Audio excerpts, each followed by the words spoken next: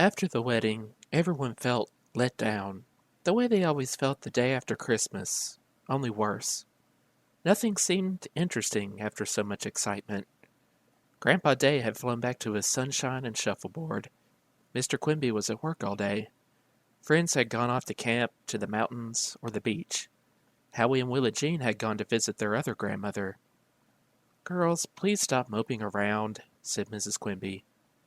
"We can't find anything to do," said Beezus. Ramona was silent. If she complained, her mother would tell her to clean out her closet. "Read a book," said Mrs. Quimby. "Both of you, read a book." "I've read all my books a million times," said Ramona, who usually enjoyed rereading her favorites. "Then go to the library." Mrs. Quimby was beginning to sound irritable. "It's too hot," complained Ramona. Mrs. Quimby glanced at her watch. "Mother, are you expecting someone?" asked Ramona. "You keep looking at your watch." "I certainly am," said her mother. "A stranger."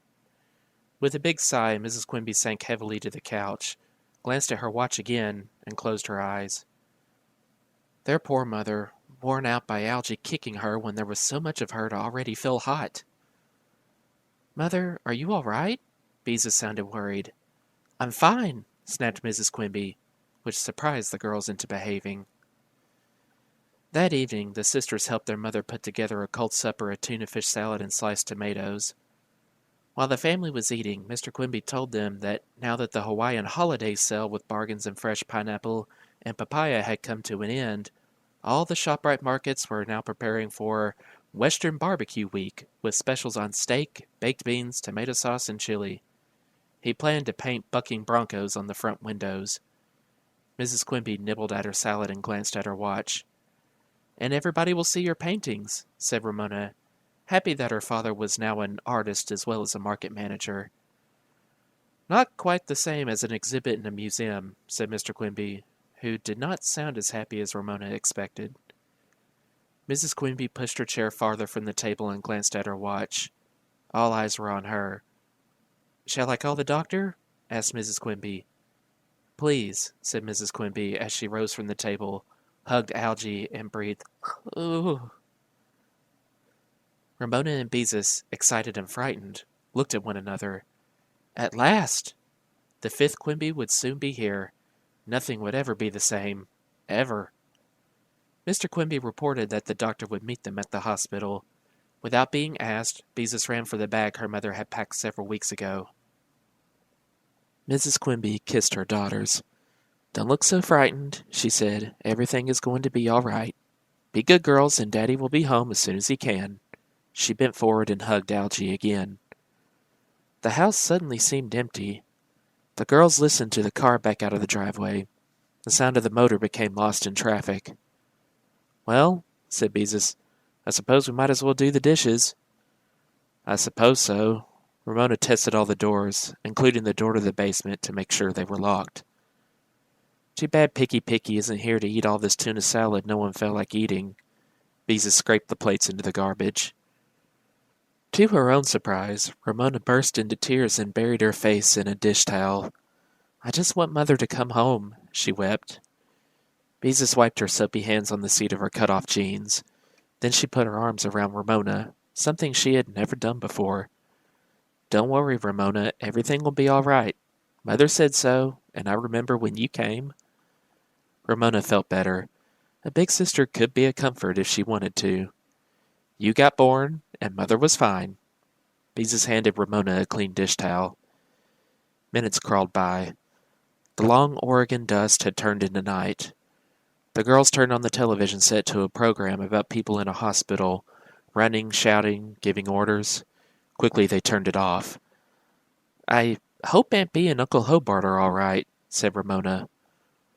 The girls longed for their loving aunt, who was cheerful in times of trouble, and who was always there when the family needed her.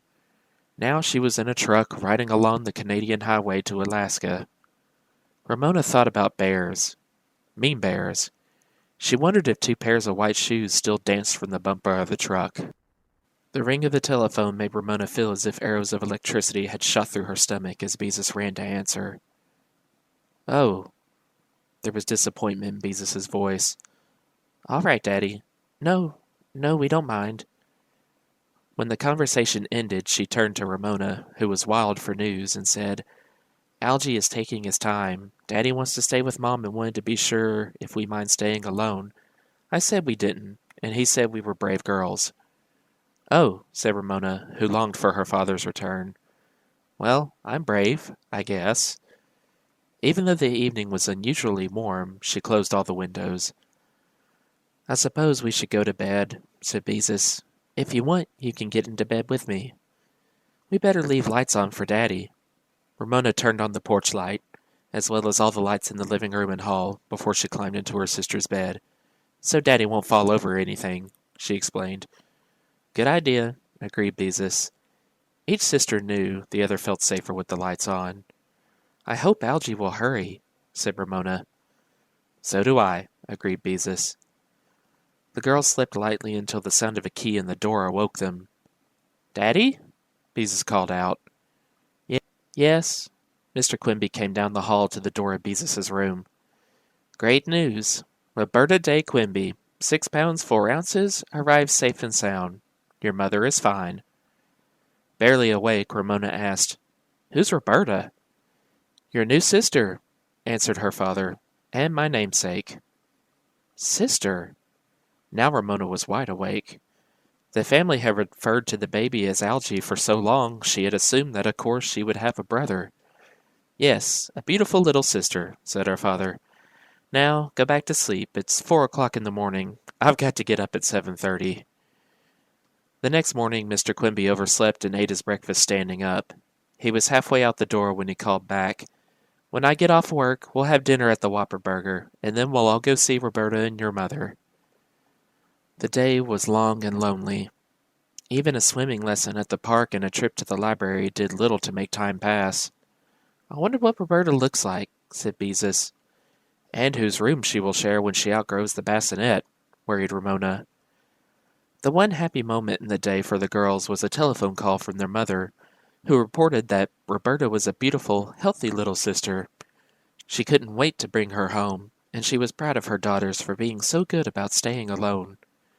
This pleased Beezus and Ramona so much they ran the vacuum cleaner and dusted, which made time pass faster until their father, looking exhausted, came home to take them out for hamburgers and a visit to the 5th Quimby.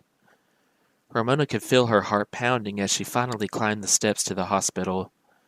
Visitors, some carrying flowers and others looking careworn, walked toward the elevators. Nurses hurried, a doctor was paged over the loudspeaker. Ramona could scarcely bear her own excitement. The rising of the elevator made her stomach feel as if it had stayed behind on the first floor. When the elevator stopped, Mr. Quimby led the way down the hall. Excuse me, called a nurse. Surprised, the family stopped and turned. Children under 12 are not allowed to visit the maternity ward, said the nurse. Little girl, you will have to go down and wait in the lobby. Why is that? Asked Mr. Quimby. Children under 12 might have contagious diseases, explained the nurse. We have to protect the babies. I'm sorry, Ramona, said Mr. Quimby. I didn't know. I am afraid you will have to do as the nurse says. Does she mean I'm germy? Ramona was humiliated. I took a shower this morning and washed my hands at the Whopper Burger so I would be extra clean. Sometimes children are coming down with something and don't know it, explained Mr. Quimby. Now, be a big girl and go downstairs and wait for us. Ramona's eyes filled with tears of disappointment, but she found some pleasure in riding in the elevator alone. By the time she reached the lobby, she felt worse. The nurse called her a little girl. Her father called her a big girl. What was she? A germy girl. Ramona sat gingerly on the edge of a naugahyde couch. If she leaned back, she might get germs on it, or it might get germs on her. She swallowed hard. Was her throat a little bit sore? She thought maybe it was, way down and back. She put her hand to her forehead the way her mother did when she thought Ramona might have a fever. Her forehead was warm, maybe too warm. As Ramona waited, she began to itch the way she itched when she had chicken pox. Her head itched, her back itched, her legs itched. Ramona scratched. A woman sat down on the couch, looked at Ramona, got up, and moved to another couch. Ramona felt worse. She itched more and scratched harder. She swallowed often to see how her sore throat was coming along. She peeked down the neck of her blouse to see if she might have a rash and was surprised that she did not. She sniffed from time to time to see if she had a runny nose. Now Ramona was angry. It would serve everybody right if she came down with some horrible disease right there in their old hospital. That would show everybody how germ-free the place was. Ramona squirmed and gave that hard-to-reach place between her shoulder blades a good hard scratch. Then she scratched her head with both hands. People stopped to stare. A man in a white coat with a stethoscope hanging out of his pocket came hurrying through the lobby, glanced at Ramona, stopped, and took a good look at her. "How do you feel?" he asked. "Awful," she admitted. "A nurse said I was too germy to go see my mother and new sister, but I think I caught some disease right here." "I see," said the doctor. "Open your mouth and say ah." Ramona "ah'd" until she gagged. "Mm-hmm," murmured the doctor. He looked so serious Ramona was alarmed. Then he pulled out his stethoscope and listened to her fretting back, thumping as he did so. What was he hearing? Was there something wrong with her insides? Why didn't her father come? The doctor nodded as if his worst suspicions had been confirmed. "Just as I thought," he said, pulling out his prescription pad. "Medicine. Ugh." Ramona's twitching stopped. Her nose and throat felt fine.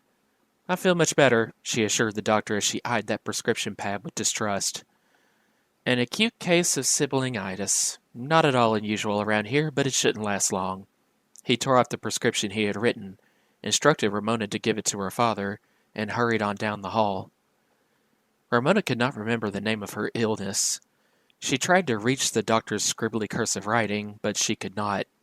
She could only read neat cursive, the sort her teacher wrote on the blackboard.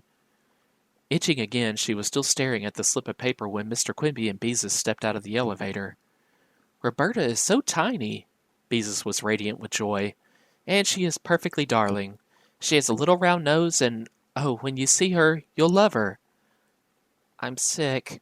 Ramona tried to sound pitiful. "I've got something awful. A doctor said so."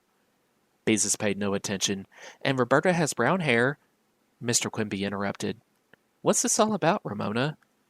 "A doctor said I have something, some kind of itis, and I have to have this right away." She handed her father her prescription and scratched one shoulder. "If I don't, I might get sicker." Mr. Quimby read the scribbly cursive, and then he did a strange thing. He lifted Ramona and gave her a big hug and a kiss, right there in the lobby.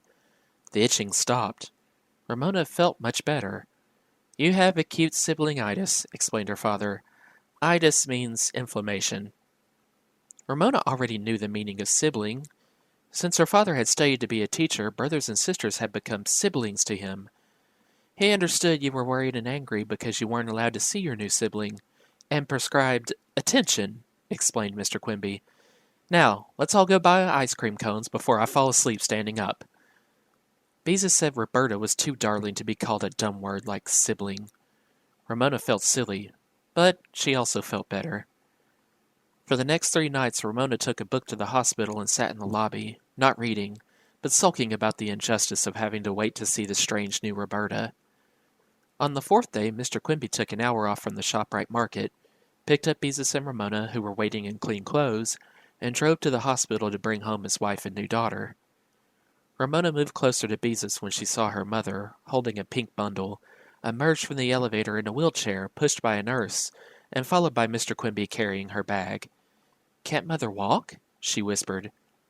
"Of course she can walk," answered Beezus. "The hospital wants to make sure people get out without falling down and suing for $1,000,000. Mrs. Quimby waved to the girls. Roberta's face was hidden by a corner of a pink blanket, but the nurse had no time for a little girl eager to see a new baby. "Now can I see her?" begged Ramona when her mother and Roberta were settled in the front, and the girls had climbed into the back seat. "Dear heart, of course you may." Mrs. Quimby then spoke the most beautiful words Ramona had ever heard. "Oh, Ramona, how I've missed you," as she turned back the blanket. Ramona, leaning over the front seat for her first glimpse of the new baby sister, tried to hold her breath so she wouldn't breathe germs on Roberta, who did not look at all like the picture on the cover of A Name for Your Baby. Her face was bright pink, almost red, and her hair, unlike the smooth pale hair of the baby on the cover of the pamphlet, was dark and wild. Ramona did not know what to say. She did not feel that words like darling or adorable fitted this baby. She looks exactly like you looked when you were born, Mrs. Quimby told Ramona. She does? Ramona found this hard to believe.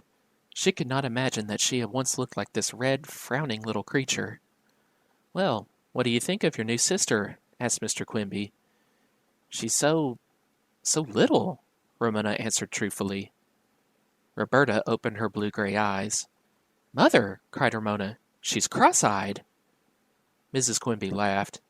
All babies look cross-eyed sometimes. They outgrow it when they learn to focus. Sure enough, Roberta's eyes straightened out for a moment, and then crossed again. She worked her mouth as if she didn't know what to do with it. She made little snuffling noises and lifted one arm as if she didn't know what it was for. Why does her nightie have those little pockets at the end of the sleeves? Asked Ramona. They cover up her hands. They keep her from scratching herself, explained Mrs. Quimby. She's too little to understand that fingernails scratch. Ramona sat back and buckled her seatbelt. She had once looked like Roberta. Amazing. She had once been that tiny, but she had grown. Her hair had calmed down when she remembered to comb it, and she had learned to use her eyes and hands. You know what I think? She asked and did not wait for an answer. I think it is hard work to be a baby. Ramona spoke as if she had discovered something unknown to the rest of the world. With her words came unexpected love and sympathy for the tiny person in her mother's arms. I hadn't thought of it that way, said Mrs. Quimby, but I think you're right. Growing up is hard work, said Mr. Quimby as he drove away from the hospital. Sometimes being grown up is hard work. I know, said Ramona, and thought some more.